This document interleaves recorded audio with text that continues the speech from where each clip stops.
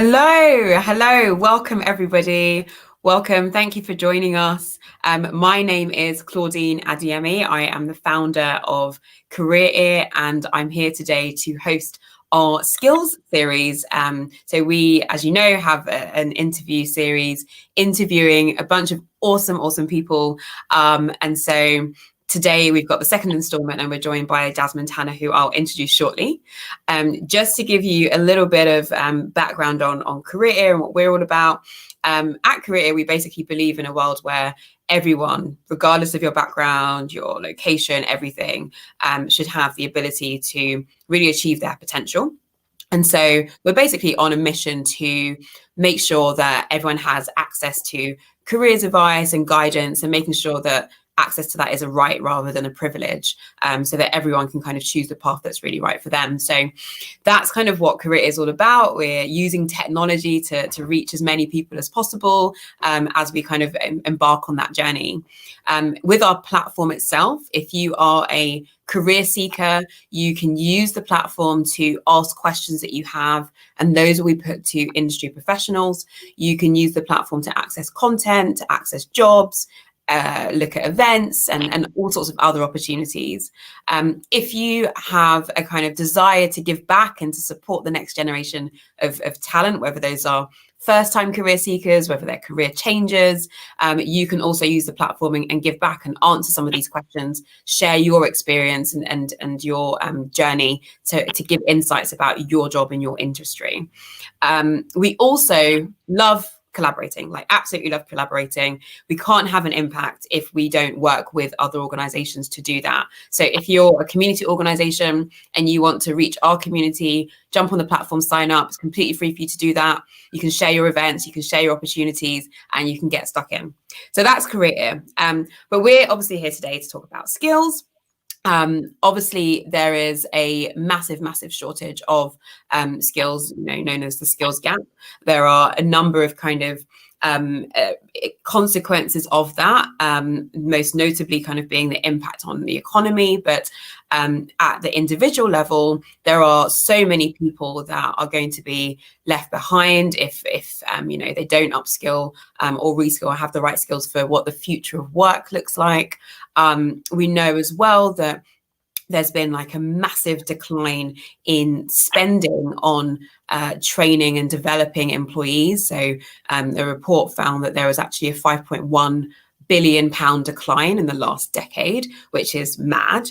And we've also seen research around the ways that employers think they're going to solve these problems. So 97%, according to the World Economic Forum, 97% of employers have kind of identified that the way that they're going to solve their skills gap is just hiring for the right talent. So they're going to go out and find people that do have the right skills.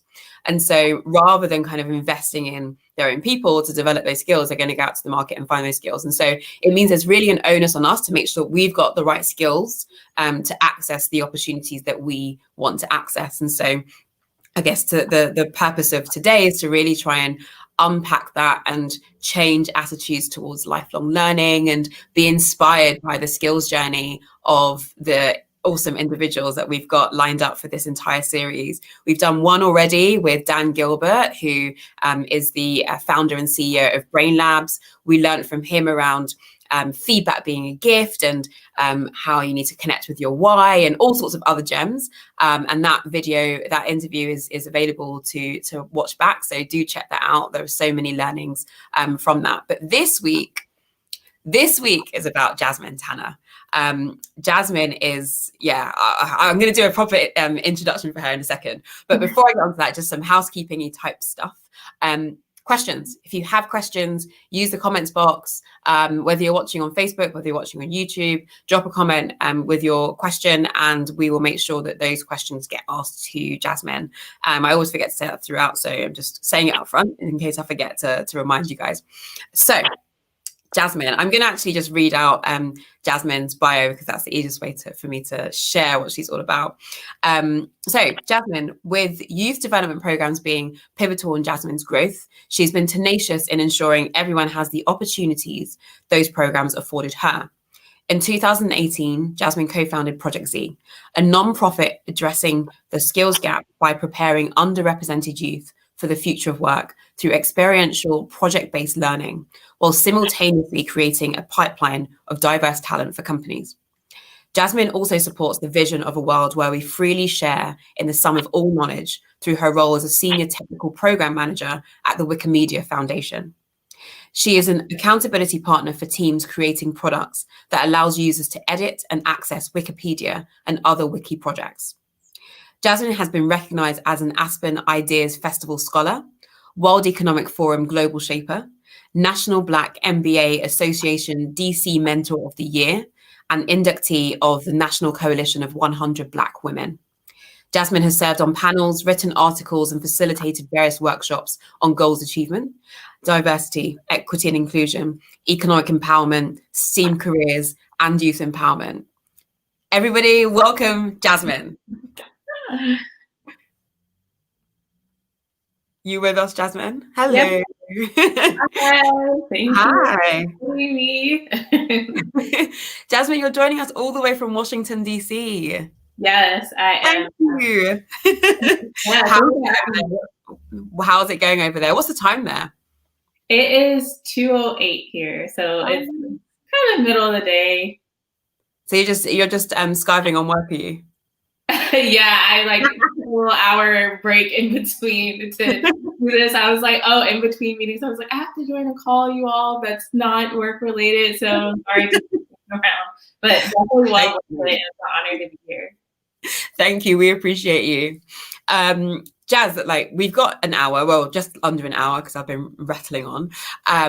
We obviously I want to launch straight in, but just to kind of give a bit of context to everyone that's watching, we obviously met through the Global Shapers community, which is all around kind of delivering impact projects in your communities and taking our role seriously as people who care about the world and care where we end up and the people within it and the environment. But within that, we obviously met and had very similar stories and very similar experiences, being involved in all sorts of things in relation to career, skill development, youth development, all of that kind of thing. So I have no doubt that you'll have a lot to share with us today. And I think where I want to start with, and kind of how I want to start with all of these conversations is, I guess, in terms of thinking about skills and really centering on what we're thinking about when we think about skills, what we actually mean by skills. And I think that can vary depending on the person and the experiences you've had. So I'd love to throw it over to you and just ask for your views on what a skill is and what a skill actually means to you. Yes. So I see skills as a set of personal tools you acquire over time in order to apply to different situations. So that's really essentially what it boils down to, is how are you creating resources like mental resources and tools for yourself so that when you're thrown in different situations, you can pull the right tool out of your kit in order to work your way into a new opportunity or out of a challenge. Interesting. And so that's kind of more on the softer side, right? You'd say, so the softer skills side. How does that compare to when you think about and talk about technical skills? Where does that fit in? I honestly think it's still a set of tools, even with technical skills, right? Because whether it's app development or web development, you have to figure out what the right programming language is if you're a developer. And you'll have to assess, okay, if there's maybe like a bug or a feature that you want to fix, what is the right stringing together of that programming language in order to fix that problem? Or if you're a designer and your users want something, what is the best workflow to take your users on in order to solve whatever problem or help them reach whatever thing it is that sometimes they don't even know that they want to reach. So it's still kind of like an acquiring of a certain tool set. Okay, that makes sense. And what's your kind of earliest memory of the tools that you acquired? What's your earliest memory of actually kind of thinking about and developing a skill? What's your earliest memory of doing that? I would say It was, so I was in a youth development program when I was in high school, and it was called the Leaders of Tomorrow program, and it's through the National Black MBA Association, and MBA as in like Masters in Business Administration. And some of the things that they taught us were a lot of critical thinking and problem solving skills. And it was, no matter whatever the challenge is, you should be able to take a challenge that may feel like it's really big and break it down in order to solve certain parts of that problem, and then put it back together and apply it to different things. And so that was really my first time. I think example was we had to give a speech. So it was an oratorical competition, and I wasn't used to public speaking. And so I had to understand what were all of the steps, and I had to watch other great public speakers to see their process in order to deliver a speech properly. And I think I got like second place or so in the competition. And so that great achievement. So that's just one example that I can think of as like an early one. Interesting. And so if you think about kind of that being something that you kind of developed as a skill very, very early on, how would you kind of say that that's played out in like where you are today? Is that still a set of tools and an approach that you find that you're still using today and still finding valuable? And how has that changed? Yes, it is still something very much that I apply. So even when I was younger and my mentor told me, you're going to be in this oratorical competition, you're going to have to speak publicly in front of people, you need to think about what are the 3 points you're going to hit on, here's how you structure it. Those are things I still apply to when I need to speak publicly. Something that hasn't changed, I still get really nervous when speaking in front of people. I had to give myself a little prep talk before we joined the call today. And so I still go through those same rituals. It's just, I would say some of those things are now a bit more in autopilot of, okay, I know that I need to prepare ahead of time. I need to think of what are points I absolutely want to hit on. What is the style of speaking if it's an interview as opposed to me just giving a monologue? So still applying those same learnings, I would just say some of those things are a bit more in autopilot because I've been able to refine it over time. That's so interesting, because that's basically the whole like practice makes perfect type thing. The more you practice a certain skill, as with anything, the better you get at it, right? Absolutely. Do you kind of think that there's a moment where you realize that happening? So like I very much empathize with you. Well, one, on the nerve side, still get very nervous before speaking engagement for sure. But I've done it so many times that if I compare the nerves and like my approach to things now compared to when I first started and I was absolutely freaking out, it's obviously very, very different. And I remember there being a very specific time when I was doing this speaking engagement for the Law Society. And I remember being on the phone to my dad afterwards being like, oh my gosh, I was less nervous this time. And like, it was sinking in that it was kind of getting easier. Has that happened? Have you found that particularly with this skill, but with just skills generally, that the more you practice, the more that kind of gets easier? And have you noticed when that happens? Oh, absolutely. I think it will. There's a saying I saw somewhere on social media where it's, you're not paying me for the 3 hours it takes in order for me to accomplish something. You're paying me for the years it took me to do it. And so the way that I'll notice that it's different is I'm able to accomplish whatever it is in a shorter amount of time. And with that extra time, I can maybe level that up. So for example, with technical program management, preparing for something like a retrospective that I'll have with the team, I have a set of principles of, okay, we want to solve this problem. This is the right template to apply. And so I'm having to spend less time going on Google to search the right template for a specific retrospective, depending on what we want to get out of it, because I have it memorized and can then instead think of other ways I want to guide the conversation that I may not have tried before in order to experiment and add that to my toolkit. Interesting. And how old were you back then when you were doing this youth development program and first started learning this skill? 15. Oh, okay. Okay. And so what, like, if you kind of reflect on where you were at that point, were there any particular skills that you really struggled with?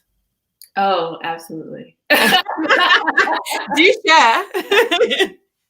A huge one was math. I was not great at math.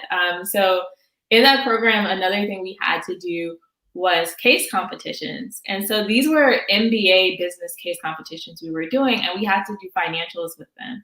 And I was just struggling at regular high school math. And you're asking me to do like MBA financials, look at financial statements, to figure out how to project numbers based on recommendations within 5 years. It was insanity. I think one time my mentor like got frustrated and had to go for a walk because I could not get million versus billion right. Okay. Like today I can look at million versus billion and I can easily tell the difference, but 15-year-old Jazmin could not get it for some reason. And so that, that is an example of something that took practice over time for me to get. Math is still not, I would say, my favorite thing, but I know how to do it. Yeah, mine neither. I know how to do it just maybe at a basic level. But I definitely, use calculators more than I probably should. Yeah. I mean, and that's the challenge, right? Is because we rely on things like calculators a lot more. And I know we'll probably get into things with Project Z, but with some of the students, they'll immediately go to the calculator, which some basic like multiplication we had to memorize and some mental math we have to memorize. And so we understand more or less how you get to the finished product or like the mechanics of how it works, which is a skill. We don't need to know everything, but we need to know enough of the basics to use the calculator in conjunction to our knowledge. But I think now because calculators have been around so long and they've been so advanced and, with virtual learning, it's so easy to just go on your computer and use calculations, use a calculator that way, that I wonder some of the thinking of, well, how does it work that way has been left to the wayside. Okay, we'll hold that thought. We'll come back to that. Okay. I'm interested in if you're a young person and there's this particular skill that people are expecting you to have. So like knowing how to do math is pretty fundamental, but you're struggling with it. How did you cope? How did you cope with that struggle and being able to commit to developing that skill? It took a lot of practice. It was hard, and I had someone that had to help me. And so sometimes you don't know what you don't know. I know that, unfortunately, and this is not to put down the school system here, but I had A's in math. However, when I went to college, or when I would do those case competitions, I really struggled. So when I went to college, I placed in remedial math. And so in order for me to finish my degree in marketing, which was very math intensive, I had to go to, they had essentially like a math center for you to go get help with your homework and for studying. I had to go every single day just to keep my grades up. And that's not for me to continuously have an A in math. So it took help from other people and being really, I guess, tenacious with making sure I got what I needed to get the grades. And was that you asking for help? Did you, or was that kind of put on you? I had to go and ask for help. I think that's one of the things that people struggle with, like knowing that there's something that they do need help with, but not feeling, I don't know, for whatever reason, that they can ask for that help, or indeed who to ask. Can be quite challenging. So yeah, it's inspiring to know that you got up and asked for that help, because I think more people need to do that for sure. Okay, so let's kind of fast forward a little bit to like you as you are today, You're juggling kind of having the day job as technical program manager, senior technical program manager. Also founded Project Z. Can you tell us a bit about kind of the skills that you're kind of using with both of those? Are any of those transferable? Have you learned things from one that have been useful in the other? Yeah, I'd just love to hear a little bit more about your skills journey kind of with between both of those two roles. Absolutely. So why I love Project Z so much is because it was actually a marriage of skills. When I came out of college, I was the chair of Leader of Tomorrow, so the program I was in when I was in high school, but I noticed there was a gap in the programming based on the direction of jobs and the things that they were teaching. So it's really great for college prep, but the reality of the situation is not everyone should go to college right away, or not everyone can go to college right away, but they still need to have a quality job and still have continuous education. And so when I, created Project Z, the skills that I got from running the Leaders of Tomorrow programming as a nonprofit, I was able to apply to creating my own nonprofit. So I kind of had a sandbox to work in an environment that was already stood up to learn the ins and outs to create my own. Additionally, before I started working at the Wikimedia Foundation, I was actually a consultant. I was an IT project manager, but I was able to learn the process in order to get clients, client development, and the types of things that are taught to different consultants. And so I applied that model to Project Z for the students. It's embedded in the programming. When they work on projects, they learn how to source it. They learn how to get their own clients. They learn how to open it and how to sunset a project. And all of those things and the templates, all of that came from me working in consulting and transferring it there. And so as I run Project Z and I learn things about managing people because I've hired people, I'm able to apply that to my work. When I think of new programs for the students and get input in how they react to things, it's kind of similar to product development. The students are my customers, and with Wikipedia, the community members, the volunteers that are using and reading Wikipedia, those are the customers. And so it's how do you listen to them and give them things that they are asking for, and sometimes they didn't ask for, but need, or developers that work on my team are also sometimes considered customers of me. So it's a synergy back and forth. In order to be a program manager, you need to be relatively organized and experimental. In order to run a nonprofit, you also need to be pretty organized and experimental. So as I try one thing with the other, I'll apply it back and forth. Yeah. That makes so much sense. And just to add some extra context, can you tell us a little bit more about Project Z and how that actually works? Yes, absolutely. So how it works is I will either partner with DC government, or I'll have an advanced separate cohort. And so I'll put out a call for applications for youth. The youth are ages 16 to 24. And in their application, they say, how much education they have, where are they in their educational journey. And that doesn't necessarily just mean traditionally. It could mean that they've done boot camps, they're self-teaching, just what knowledge do they currently have? Where do they want to go? Do they want to be business owners? If so, what industry? We ask them what things do they need in order to get there. And so essentially we are asking them what skills do they currently have and what skills do they need to receive? Based on some similarities in the cohort of students, that is our launch pad to start sourcing projects. And so we work with government entities, we work with nonprofits and for-profit companies to develop projects that can be completed within 6 weeks.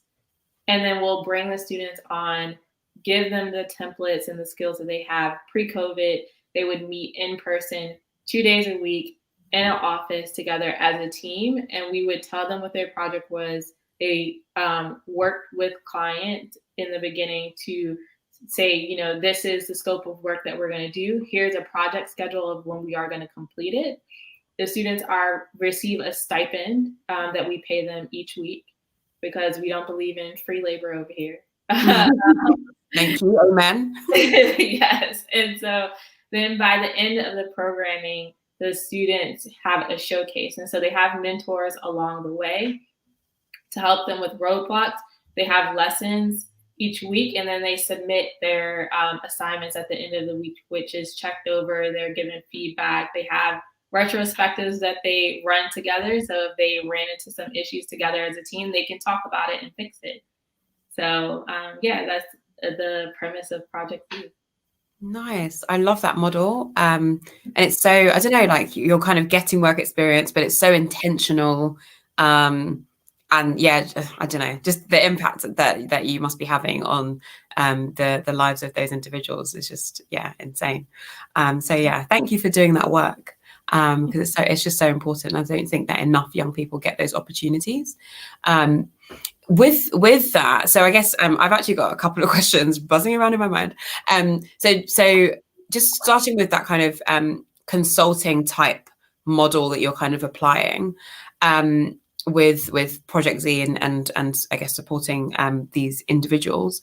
Are there kind of any elements of that you kind of identify as almost kind of the priority, or like the key to kind of unlocking the true value, or the most important aspect of that model, or anything like that?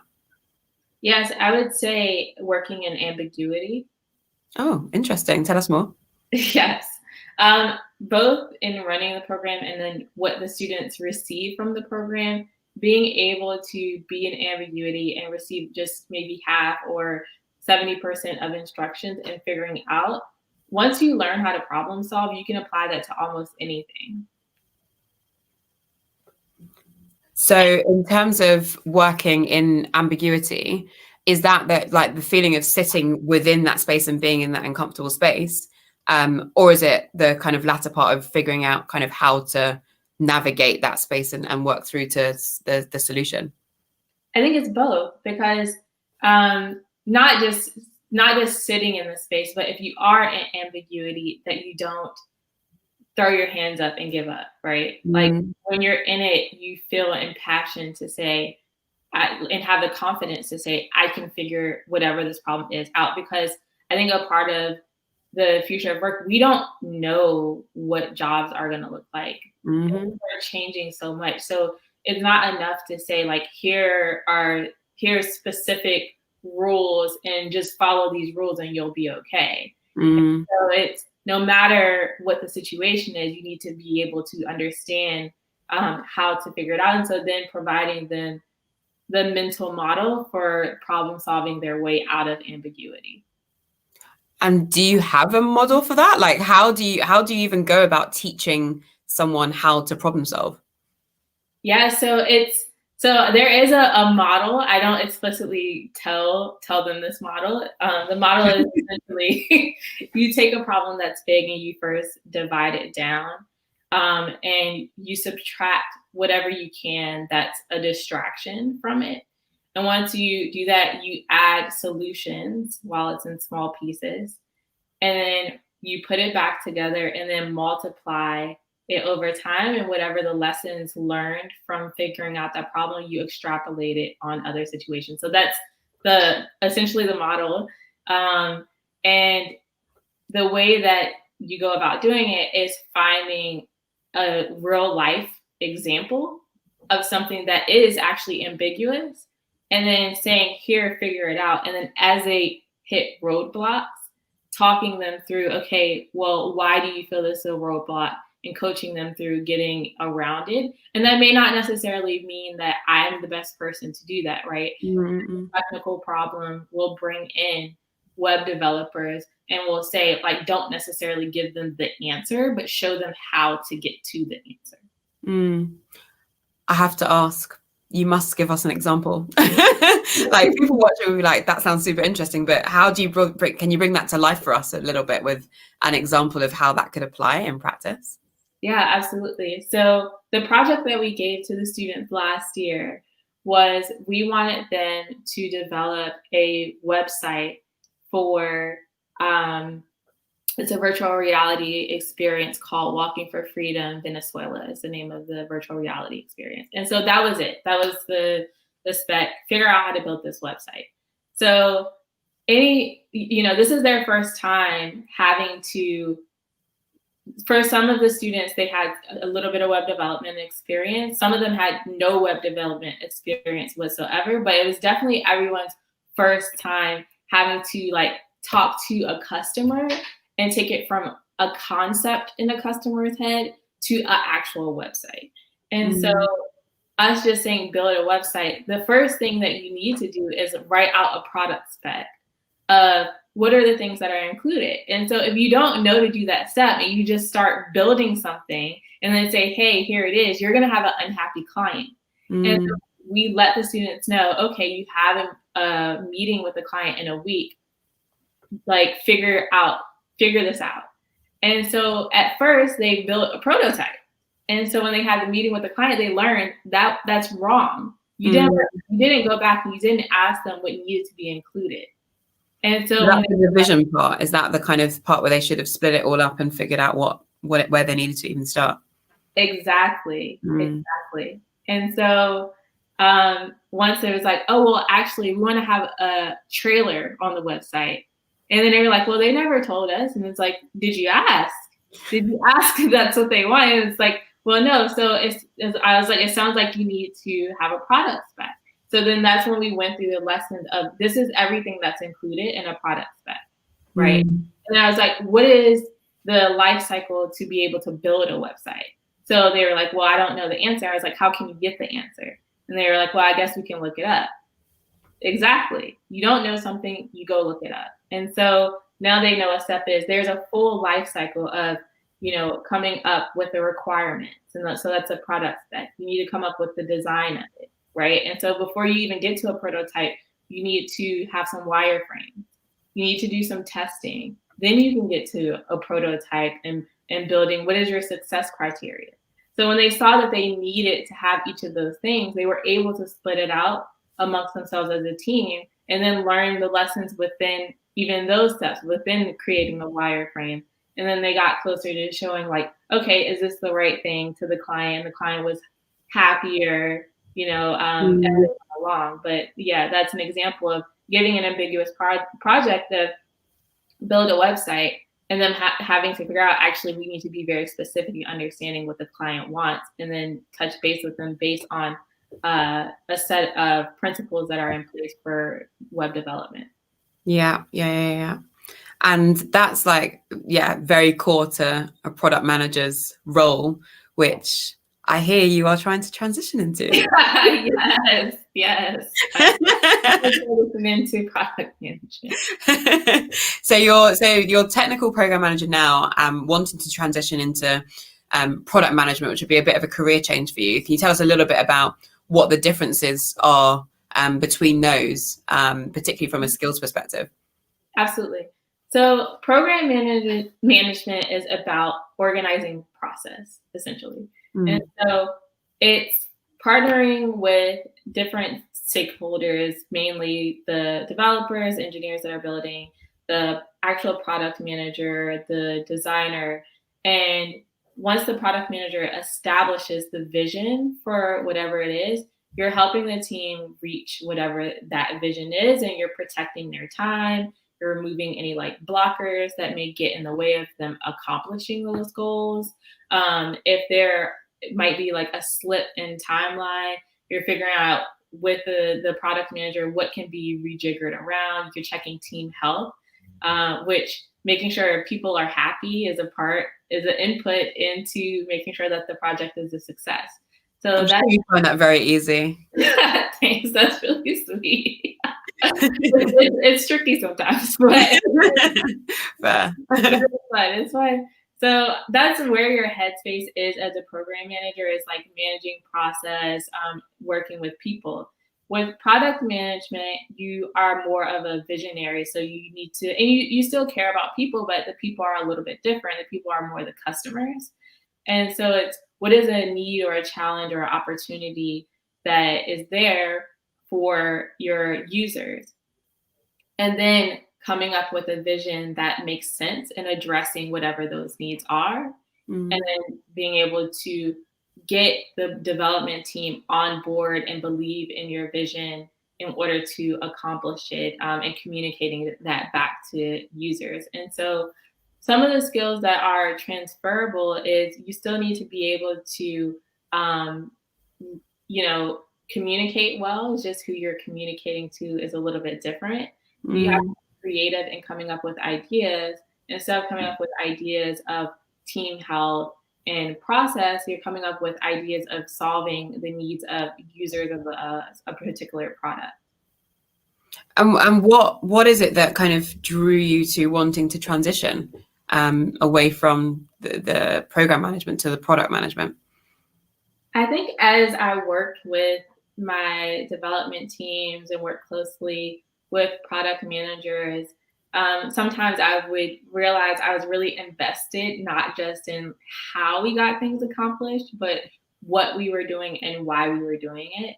I had really strong convictions about it. And I was like, I think I can do this. Like, I have ideas. And I think Project Z also plays into that, because coming up with programming it for the youth and helping to scope out what a project will be for the students to work on, it kind of is in the vein of product management in a way. I had to come up with a vision in order to do that and see it through. So I feel like it's the pieces are there. It's just putting it together. Yeah, I hear that. Okay, so you're in this position where you're flying in your career.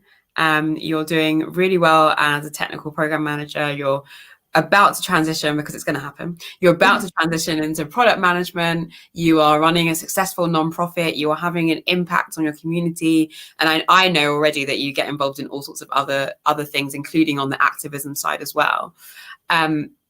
What would you say is your superpower? What is the kind of one thing that you are, what's your greatest skill? What's the thing that you're most good at? And yeah, how does that kind of play into your various roles? I think if I was to describe a skill, it would be empathy as a skill. And I know it's a very soft skill, but I think in activism, you have to be able to identify with the people that are most marginalized, or at least, have the humility to understand your own privileges and your place within a movement, in order to be helpful.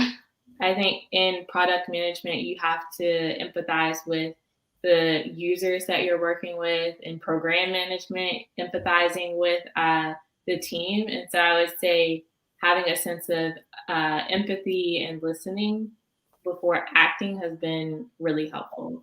And I think with skills like empathy, right? It's very difficult to teach, I would say. How do you learn how to be empathetic, I guess, as an individual in your career and in your different roles as a leader, and particularly with your kind of relationships with people? How do you learn how to do that? And where did you learn how to be empathetic? Yeah, I think it's listening more and talking less. I think that was something that I was taught, I think, at a young age, but it has also been reaffirmed any of the times where I haven't done well on an activity or in even a subject in school. It was because I was doing too much of trying to do instead of trying to listen, to understand, and to fully get the full picture of what was going on. And so I would say take a step back to deeply learn. One of the things that I talk to students about, and I know it's a slight deviation from empathy, but I think the skills still apply, is it's not enough just to do your homework. You have to also study. So whatever the things are that you got right, why did you get those things right? And then the things that you got wrong, can you when you do finally reach a moment of, going back over it, trying it again and getting it right, if you were to change things around, but it has the same principles, can you still get it right? And do you understand what you got wrong? That's when you truly understand instead of moving forward. Yeah, that's really interesting because I think ties right into this whole concept of kind of lifelong learning and that commitment and willingness to be able to learn, which I think is one of the things that we're really passionate about, making sure people appreciate how important that is. I remember when I was studying, there was a similar kind of concept in terms of not just kind of answering the questions that you're given in your homework or doing that essay, but it was like you have to then read around the subject. If you really want to master this particular skill or topic area, you need to read the whole chapter, not just that particular section, or you need to read the whole book, not just that particular chapter. You need to then look at the additional kind of commentary on that piece of thing that you might be reading. You need to go above and beyond to like immerse yourself into that area. But I don't think that everyone is able to do that necessarily. So like, what would your tips be to someone who does need to kind of do more? Like, how do they go about achieving that? And how do they go about getting into, I don't know, I guess a bit more of a routine where it becomes very natural for them to go that extra step and to study as opposed to just doing the homework? I think instead of whatever time you think it'll take you to do something, add additional time to that in order to invest in learning more. And I know it's hard to say to create time, but you have to prioritize creating time to really understand something. And then also being willing to ask for help. Even complete strangers, I've said this to multiple people, and then people will try it and see that it actually works. You can reach out to someone on LinkedIn, on social media for something you don't understand. And like 9 times out of 10, someone's really, really willing to help you. So if you can't unlock something by yourself, talk to a subject matter expert that can give you whatever that next step is. And I also, just if I can like slightly tie it to something else, I think in thinking about jobs, career, skills, if you're able to take a moment to like truly understand the environment, to be empathetic, you can see what the need is. Because sometimes if you're able to fill a need that other people aren't seeing there, or it's not like the popular thing they do because you're accelerating too fast, that's really valuable because people will pay more for things that when someone's feeling a need, as opposed to if there's like an excess of something. Yeah, and I guess you have to really have that kind of wider view of the whole situation and the whole space to really understand that and to be able to identify those needs in the first place. Interesting. And then going back to one of the points that you made around the I guess the core part of being empathetic is mastering the skill of listening. I don't think enough people get how to listen, and it sounds like super basic, right? It's just like your ears are open, and so you are listening. But I think there's very much a difference between hearing something and actually listening, and I guess active listening. Yeah. Do you have any particular tips, hints, tools that you've kind of used over time to be a better and more effective listener? Absolutely. There is this book, and I actually have it right here on my desk. Wow, love it. And it's about facilitation, but it's called The Facilitator's Guide to Participatory Decision Making. And this is one of the best books because it teaches you a lot. There's a lot of different ways to listen. One of the ones that you can try just getting started and changing the way that you active listening is either paraphrasing or mirroring. And so Claudine, you were asking the question of active listening. And so just to make sure that I understand, you want to ensure that the people that are watching this today are able to walk away from this series with at least one tangible thing that they can do. And that's a skill of active listening. Did I get that right? Yep. So that right there is using some mirroring and paraphrasing. And so before even jumping into responding, like say it back to the person. You don't have to say it exactly the way that they said, but make sure you got it and that you fully understand before you start to actually respond. That's such a good tip. And I also love that you came so prepared with books ready to share everything. I love that. I've got some more questions for you, but we also have a question from someone in the audience. So Rowan has said, hi, Jazz. You mentioned relying on calculators instead of doing maths. Have you found an effective way of staying current and avoiding skills that will be obsolete in the future? Great question. That is a great question. So how to stay current and avoiding skills that will be obsolete in the future? I think that goes back to understanding the need. And so, for example, the World Economic Forum just released a report, I think within the past couple of days, of the direction of the job market. So I did take some time to read through it to understand, to understand what those jobs will look like. And I do apply those to like Project Z to help others as well. And then also just paying attention in my work of what does it sound like? What does it sound like there is a need for, and can I fulfill that? So an example, there in June during the resurgence of Black Lives Matter movement, a lot of companies were asking, what can we do? What can we do? And so particularly for product management, I just took some time and put together a deck that explained how to build more inclusively and remove bias from products. And I shared that within the product department where I work. And that created a working group for us to develop a framework around inclusive product development.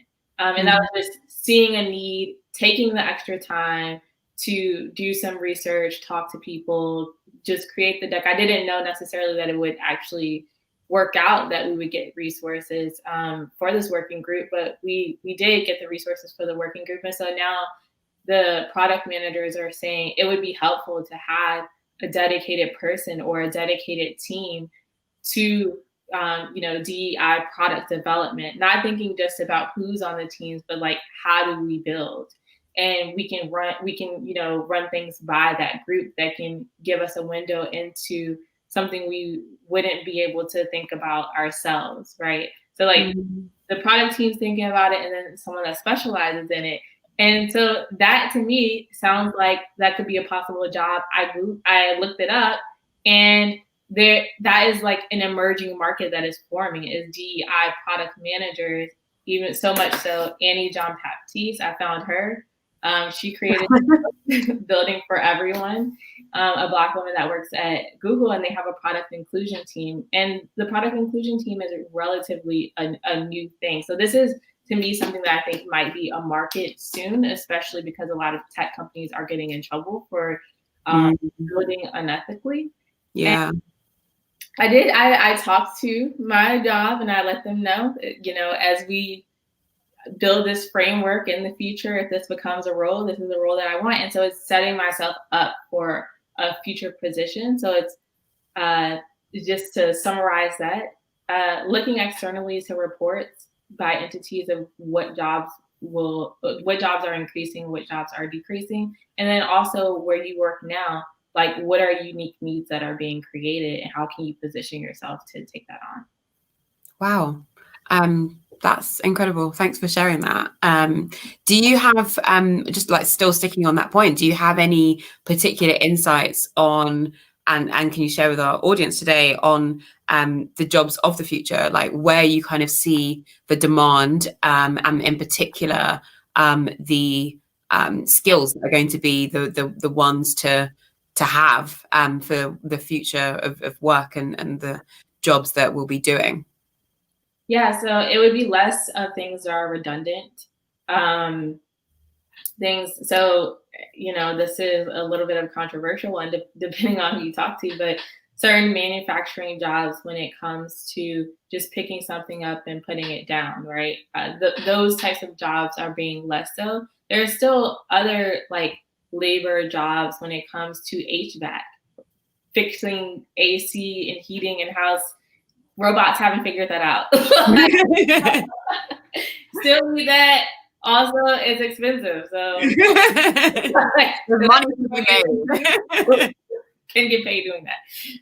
So I think those sorts of jobs will continue. But then when it comes to technology and design and how we interact with it and thinking through problem-solving type of jobs, those are the ones that we'll continue to see, as well as things that are in the arts and in that are things that are creative. I wish schools invested more in art, but the entertainment industry is still huge, will always be huge. We will always consume things. It just will look a little bit different. Mm-hmm. Right now, you could be a YouTube content creator and make millions of dollars, and that's a job, right? Mm-hmm. So it'll always be entertainment and arts of some type. I don't know what 10 years from now, what entertainment and arts will look like. It could look completely different. If you asked me 5 years ago, people can make millions of dollars on YouTube, I definitely would have had no idea. Yeah, because if so, we probably would be there. Really invested in that. Right? I did try at one point. I was just like, oh, it's actually hard work. It's really hard work. So they deserve their coin. Right? The creatives, I give it to the creatives. I don't know if I'm that. I mean, we're creative in a way. Like, this is creative. But yeah, I'm not the most creative at all. That side of the brain creative. In terms of thinking about what we were talking about at the very, very beginning, so and I guess linked to what you were just talking about just now, we've got a situation where there will be jobs that no longer exist, because we're in a situation now where we've got jobs that didn't exist before, right? So we've got a situation where there's going to be jobs that won't exist. There's going to be jobs that will just be less in demand, but there's going to be a whole host of jobs that will be new to the market that people need to be ready for. And we've spoken a little bit about the range of different skills that actually, if you can probably adapt to loads of different things, and they will be transferable. I think, as I said before, one of my biggest concerns is that in order for people to really succeed going forward, and I mean, we're not talking about 30, 40 years, we're talking 5, 10 years. Yeah. They're going to need to upskill. Do you think that all people can learn all skills? Do you think that like your ability to upskill is kind of endless and it's just up to you to choose and put your mind to it? Or do you think that there are certain people that suit certain things better? So I think it depends what it is. And I hate to give that answer, but if it's something that requires someone that's really tall, for example, right? Like basketball. Exactly. Like those sorts of things. Yeah, I'm probably not going to be able to do WNBA. The hand-eye coordination is not there. Don't know if we can just being honest.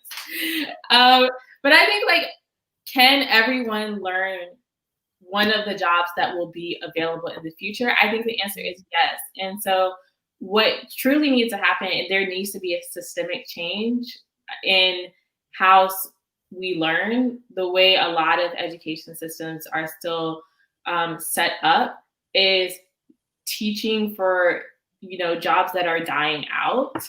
It's very much, listen to the teacher, just, do these specific things and not trying to problem solve and learning skills that are transferable.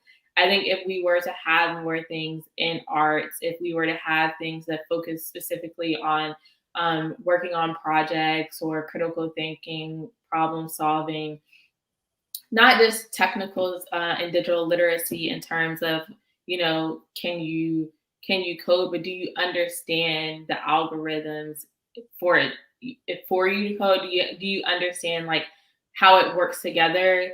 Different languages, both languages as far as Spanish or Yoruba, Igbo, right? I don't want to say just like French, but nothing wrong with French as well.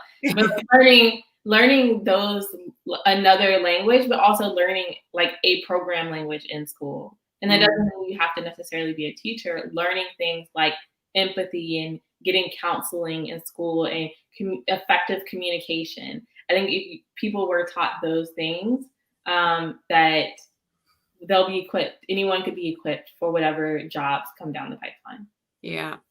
And in terms of like, I mean, we've spoken a lot about, I guess, because of the work that you do as well, that we're talking about young people, we're talking about school, we're talking about the education system, but actually a lot of the people that are going to be impacted are adults who are in work today, who then need to be thinking about what they're going to be doing next.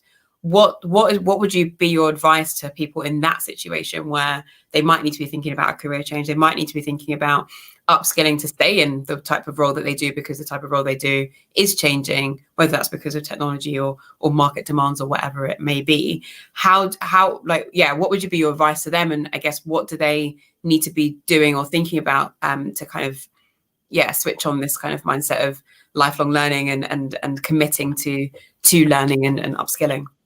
Yeah, so I would say they need to start two places. First is looking externally at reports of what are going to be the needs of certain jobs. Also, if they are currently working somewhere, what are jobs that are around them that, you know, are high paying in their company that they may have an interest in, or, you know, jobs that could be emerging that they can position themselves for. And so once they see, you know, the direction that things are going, what skills do they have now that they can just improve upon to get to that next level?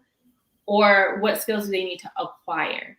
And so once they figure out that acquisition or refinement of skills, there are loads of, you know, free certifications and boot camps online, reaching out again to mentors, maybe on Career Air, right? to acquire those skills. In some cases, some people may even be able to, you know, go back to school. I don't always say that one because it's kind of expensive, but it is an option. And then always like networking, because if you can talk to your skills to someone, to the right person at the right time, they may give you that opportunity. Yeah. That makes sense. Okay, we are fast running out of time, but there's one more question I wanted to ask you. Also realized I forgot to remind people that if they have questions, they can use the comments. Hopefully you've seen an example of that. So if you do have questions, do drop a comment and I'll try and squeeze that in. But just wanted to ask what skill you're learning right now. Like, what's the key skill that you're trying to work on, trying to develop, and trying to kind of help you get to the next level? Yes. And I guess how are you going about doing that is the important part as well. Yeah, I'm learning more about design at the moment. Okay. And so the reason that I'm learning more about design is because it's more about how people think about how they interact with things. And so, and also how to build equitably. And the way that I'm learning that is by like working and interviewing teams and asking them their current process in building to understand what people are doing now. I'm looking at other companies to understand what things they're doing well and lessons learned. And then also I'm in a couple of Slack groups with PMs that have a focus on design, and then talking to like actual designers. So talking to people, reading books, and literally like interviewing teams about their processes. Which is so cool, because that's like such a like clear example of how you don't need classroom-based learning, right? Like there's so many different spaces, particularly online. Slack, for anyone who doesn't know or hasn't come across it, is a kind of communications messaging tool, and people can set up groups on there and things like that. And yeah, there's things like that. There's LinkedIn, as you've mentioned already, and so many just different spaces where you don't need to necessarily be in a classroom kind of on a kind of curriculum to develop all these skills. And it isn't for everyone. Yeah, and I mean, even one that's not so techy, over the summer, because of the pandemic, I taught myself how to do passion twist, which is a Yes. and that is a skill, because now I'm $140 per month. Yes. I learned that through YouTube. So YouTube is like the holy grail of learning new skills. That's how I learned how to do my crochet for my braids. So I'm with you on that one. Cool. I mean, I think that's a nice light note to end things on. Thank you so much for joining. It's been such a pleasure being able to talk to you and unpack your, I guess, your journey, and also hear your insights and advice for people as well. Just a reminder to everybody, Career is here for you. We're an online platform. You can jump on our website and sign up. You can follow us on social media as well. Through the platform, we're really committed to making sure that as career seekers, you can make informed choices about your career. So you can ask your questions to individuals who are doing the jobs that you might be interested in, and you can access content, access opportunities, events like these, or whether those are jobs as well. But also, we really want to make sure that anyone who is in their careers and able to give back and share their own experiences and insights around the job that they do, please sign up to the platform as well, to make sure that we've got you answering questions to our members and our community. So yeah, that's Career. This has been Jazz Tanner. Thank you all for being with us tonight. Until next week. Next week we've got another awesome interview lined up, same time, same place. So do join us for that as well. Good night. All right. Good night. And thanks again for all that you do. Thank you.